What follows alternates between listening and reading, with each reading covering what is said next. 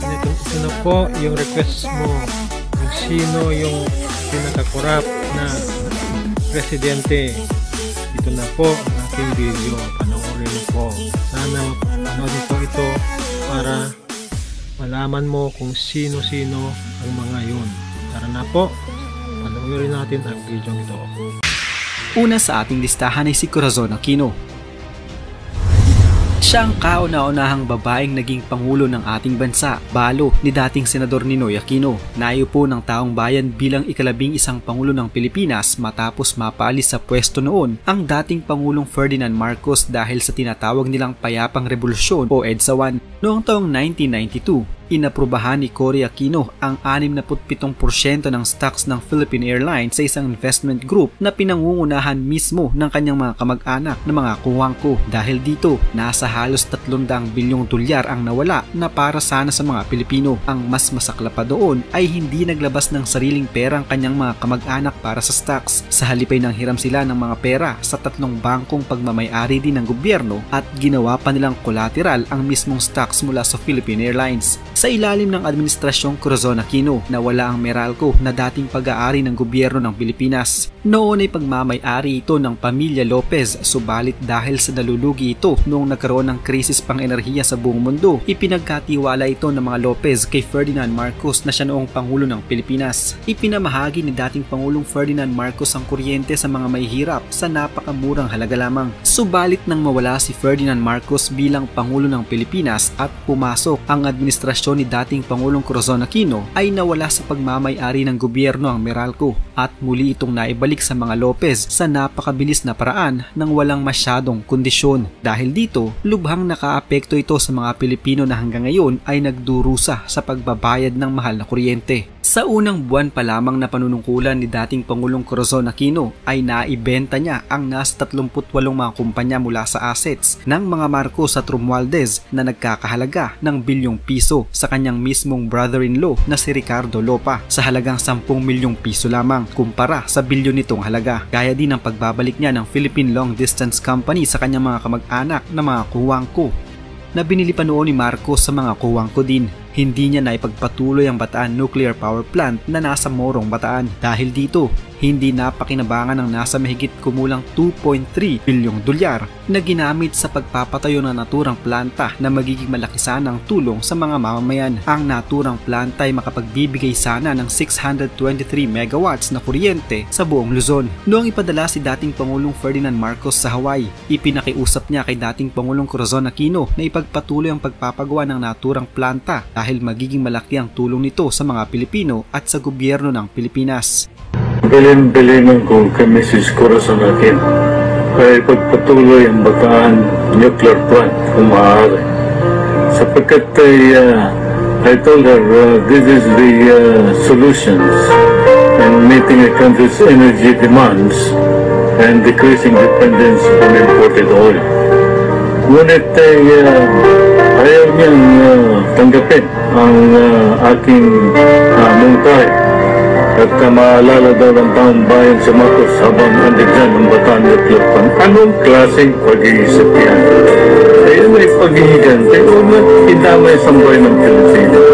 And yet, balang araw makikita na 20 years from now, backstock ng Pilipinas. Subalit hindi ito pinakinggan ni Corazon Aquino. Sa halip ay ipinasara niya ang plantasyon. Nakipagnegosasyon din si dating Pangulong Corazon Aquino sa bansang Japan. Ito ay patungkol naman sa naging utang ng Pilipinas sa ilalim ng administrasyong Ferdinand Marcos. Ipinahayag ng administrasyon ni Corazon Aquino na babayaran nito ang utang ng Pilipinas sa Japan gamit ang Japanese yen na siyang currency ng Japan sa halip na US dollars na una nang naaprubahan noon ni dating Pangulong Ferdinand Marcos. Dahil sa paggamit ng yen bilang pambayad ay nadagdagan ng 5 bilyong dolyar ang utang ng Pilipinas sa Japan. Ang mga pangako ni dating Pangulong Corazon Aquino na ang mga lupain sa Hacienda Luisita ay ipamamahagi niya ay hindi naman natuloy na nagresulta pa sa hindi malilimutang karahasan sa kasaysayan. Dahil din sa pagupo ni dating Pangulong Corazon Aquino, pinagdurusahan hanggang sa ngayon ng mga mamamayang Pilipino ang ipinatupad niyang 10% value-added tax na nagsimula noong taong 1988. na ginawa namang 12% ni Senador Ralph Recto noong taong 2006. Noong panahon ng panunungkulan ni Corazon Aquino, mismong ang kanyang vice-presidente na si Doy Laurel ang naglahad ng umunoy panloloko ni Corazon Aquino sa taong bayan. Narito ang sulat ni Doy Laurel.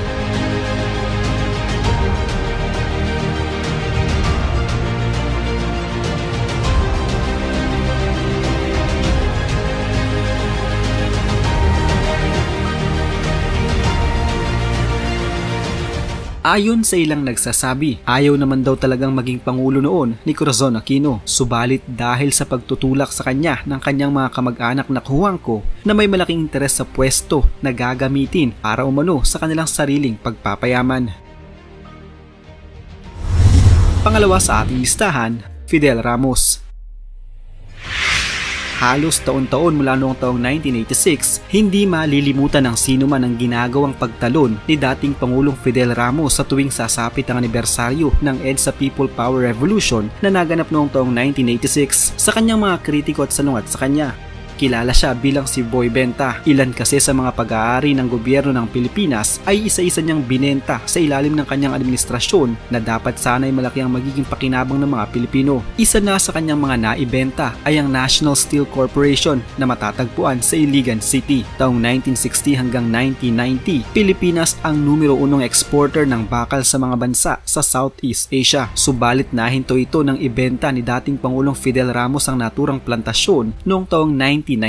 Ang itinuturing na Asia's largest steel factory na pagmamay-ari ng gobyerno ng Pilipinas na National Steel Corporation ay ibinenta sa Wintec ng Malaysian Westmont Group. Napakarami sana mga Pilipino ang matutulungan ng naturang factory na ito sa pamamagitan ng pagbibigay ng trabaho sa mga mamamayang Pilipino. Isa pa sa mga ibinenta ni dating Pangulong Fidel Ramos ay ang BGC o Bonifacio Global City sa pribadong sektor. Matapos i-turnover ng mga Amerikano ang nooy Fort McKinley sa Pilipinas, pinangalanan nitong Fort Bonifacio bilang pagpupugay kay Andres Bonifacio. Ibinenta niya ito sa isang private sector noong taong 1999, kasama pa ang mga lupain na sumasakop sa kinatatayon ngayon ng Mall of Asia sa Pasay. Nasa bilyong-bilyong piso ang halaga ng kanyang nalikom na pera sa pagbebenta nito, subalit hindi malaman ng malinaw kung saan napunta at saan ginamit ang naturang perang napagbentahan. Noong taong 1988, ang Petrophil Philippines ay pag-aari ng gobyerno ng Pilipinas na pinangalanang Petron Corporation sa ilalim naman ng administrasyon ni dating Pangulong Corazon Aquino. Subalit taong 1994, sa ilalim ng administrasyong Fidel Ramos, ang mga kumpanyang PNOC at Aramco ay pumirma ng isang kontrata sa pagkakaroon ng 40% ownership sa Petron Philippines at sa parehong taon na ibenta din ang 20% share ng Petron.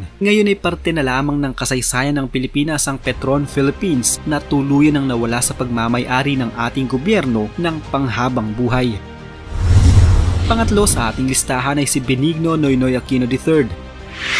Kawalang pakialam, pagbabaliwala at pinipikitan lang ang problema. Yan ang mga nasasabi ng ilan na nagiging aksyon ng Administrasyong Aquino sa mga issue at problemang kinakaharap ng ating gobyerno noong panahon ng kanyang panunungkulan. Si dating Pangulong Noynoy Aquino ay nanumpa bilang ika-15 Pangulo ng Pilipinas. Ilang dekada lamang ang lumipas mula nang manumpa din ng kanyang ina na si dating Pangulong Corazon Aquino sa parehong posisyon. Simula nang maupo si Noynoy Aquino bilang Pangulo taong 2010, ni hindi nabanggit sa kanyang ang issue ng bansa tungkol sa droga. Sa halip ang kanyang tinutukan ay korupsyon sa pamahalaan at walang deklarasyon sa pakikipagyera laban sa droga na matagal nang suliranin ng bansa. Walang marching order kung papaanong susugpuin ang patagong industriya. Noong mapasok ang Pilipinas ng isa sa pinakamalaking sindikato ng droga mula sa bansang Mexico, ang Aquino administration in denial sa issue. Hindi umano totoo ang balita. Kaya noong mahuli ang itinuturing na pang-apat sa hierarchy na si Naloan Drug Cartel, ang mama sa palasyo noon, no comment. Inisnab lamang ang malaking accomplishments ng PIDEA. Mabagal ang nagiging reaksyon at solusyon ni Pinoy sa mga nagiging suliranin ng bansa, kaya't nabansagan pa itong noynoying ng ilan. Kulang-kulang ang kanyang ipinapaubot na tulong sa mga nasalanta ng mga kalamidad, gaya na lamang sa mga nasalanta ng bagyong Yolanda noon.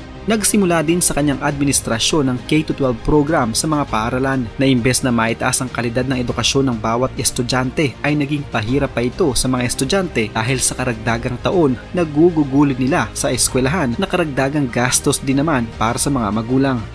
Matatandaan din na sinabi noon sa panahon ng pangangampanya ni Pinoy ang pamamahagi niya ng mga lupain sa Hacienda Luisita. Tahasan niyang sinabi noong Pebrero taong 2010 na hihimukin niya ang kanyang pamilya ng mga kuhuangko na ipapamahagi niya sa mga magsasaka ang nasa 4,500 hektarya ng lupa ng Hacienda bago lumipas ang extension period ng Comprehensive Agrarian Reform Program noong June 30, 2014. Subalit hindi naman ito nangyari at kabaligtaran pa nga ang naganap sa kanyang mga pangako. Sa kabila ng naging pinal na desisyon ng Korte Suprema na ipamahagi sa mga magsasaka ang mga lupain sa Hacienda Luisita, gumawa pa ang pamilya Cojuangco at ang Department of Agrarian Reform ng iba't ibang eskema upang maharang ang nakatakdang pamamahagi ng mga lupa. Mula sa hindi libreng pamamahagi ng lupa, pagpapatupad ng questionableng tambulus system para sa distribusyon ng lupa, maanumalyang auditing process hanggang sa land grabbing sa loob ng hacienda, pagpapalaya sa mga magsasaka na nagtatanim na sa hacienda, pagtatambak ng mga militar at armadong mga grupo sa lugar at marami pang iba. Ang pangako niyang aalisin niya ang PDAF noon ay hindi din sa katuparan kahit ang biglang pagtaas ng singil ng kuryente mula sa Meralco noong katatapos pa lamang manalasa ng bagyong Yolanda.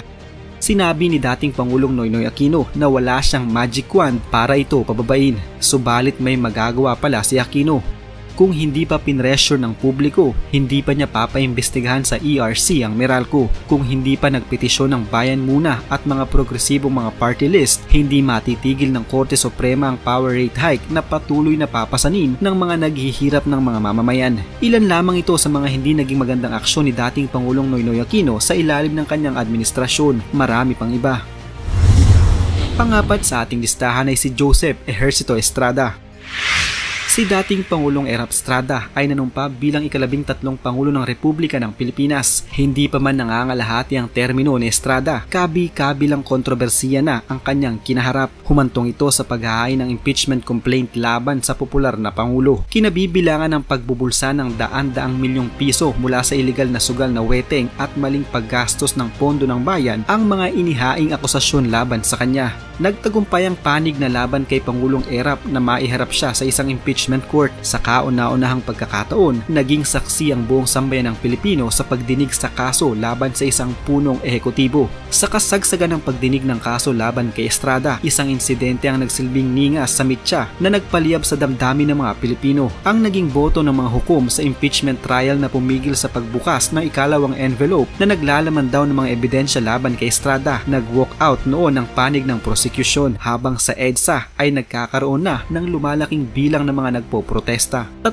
araw matapos ng botohan at ang tila walang katapusang protesta sa kalsada na nananawagan ng pagpapatalsik sa pwesto kay Estrada, iniatras ng hukbong sandatahang lakas ang kanilang suporta kay Pangulong Erap. Kinabukasan, ika-20 ng Enero, idineklara ng Korte Suprema na bakante ang posisyong hinahawakan ni Estrada. Sa pagsapit ng katanghalian, pinanumpa naman ni Chief Justice Hilario Davide Jr. si Vice Presidente Gloria Macapagal Arroyo bilang bagong Pangulo ng bansa. Sa araw na ito, nagwakas ang Administrasyong Estrada. Sa pagtatapos ng Administrasyong Estrada, umabot sa mahigit 2 trilyong piso ang utang ng Pilipinas sa loob at labas ng bansa at nasa 100 bilyong piso naman ang financial deficit ng pamahalaan. Sa lumabas na issue mula sa Forbes magazine, napabilang si Erap Estrada sa mga most corrupt leaders sa kasaysayan ng mundo.